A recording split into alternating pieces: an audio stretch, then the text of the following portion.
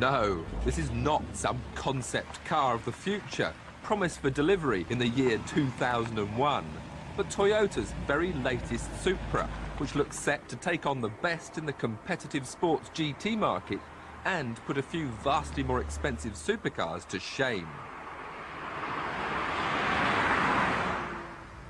There's so much to say about this new Supra that it's difficult to know where to start. The shape is eye-catching, to say the least. Stunning, brilliant, horrible, ugly. It's all a matter of taste. But certainly the heads I've seen turning suggest the former. They love it, and so do I. Under the lightweight aluminium alloy bonnet is a massive engine that brings the art of turbocharging another step forward. I've always been a bit anti-turbos myself, feeling they're a rather crude way of creating brute horsepower. But under here, there's some pretty high-tech stuff. Hidden away somewhere is the Supra's very special two-way twin-turbo system.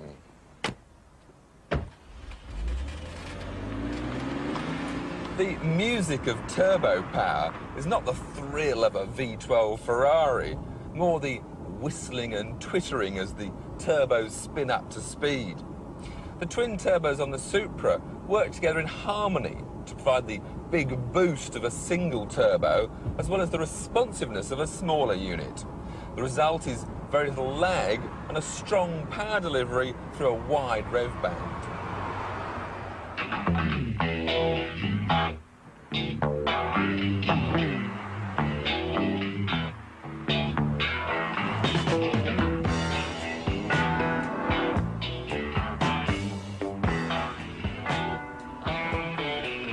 The enjoyment of driving this Supra really does begin as soon as you sit behind the wheel. The dashboard layout and driving position is more like that of a single-seater racing car. This hoop of instruments around the steering brings everything easy to hand, easy to operate. The three main dials, though, are a bit disappointing. They're rather basic in design, and I do feel that in a car that goes as quickly as this, it would be better to have the speedometer in the middle. The 6-speed manual gearbox is actually made in Germany by Getrag, and whilst it's simple to use, it's easy to find all the gears, it's rather spongy in its operation and slightly disappointing. Handling-wise, well, the handling is probably one of the Supra's strongest points.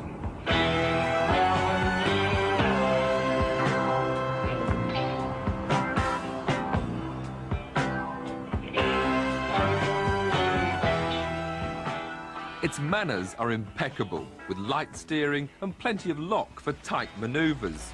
I'd already put it through its paces at the Millbrook Proving Ground, and it was hard to fault. No nasty vices, no nervous twitches, just mild, predictable understeer when the limit was reached. Only the steering feel disappointed, being too light and sometimes slightly snatchy during high-speed direction changes, but this is a car with well-sorted suspension and brakes to match. Toyota haven't resorted to any four-wheel drive, four-wheel steer gimmicks, and even with the traction control turned off, the rear-wheel drive Supra kept its rear wheels firmly under control as the 326 horsepower were fed through them. This is a real driver's car. The overall concept of the new Supra is similar to that of Honda's NSX. To build a sports car as light and as strong as possible, but also as easy to drive as an everyday saloon. As with Honda, they've used as many aluminium alloy components as possible in an effort to improve the power-to-weight ratio and assist both handling and braking.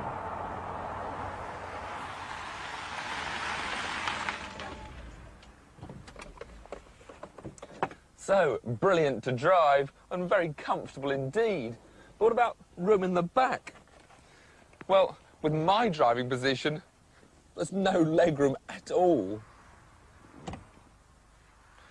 Mind you, if you accept that it's only a two-seater sports car, you'll find there's quite a bit of storage space in the back.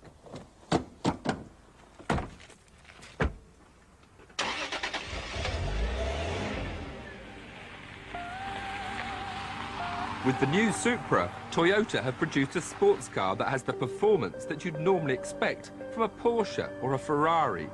Yet they still cannot quite match them for either their prestige or the quality of their finish. Still, it's quicker than Porsche's 968, and at £37,500 when compared to the price of a Ferrari 348 TS, I can have an automatic to commute to work with, and a manual version as well, kept hidden away just for the weekends.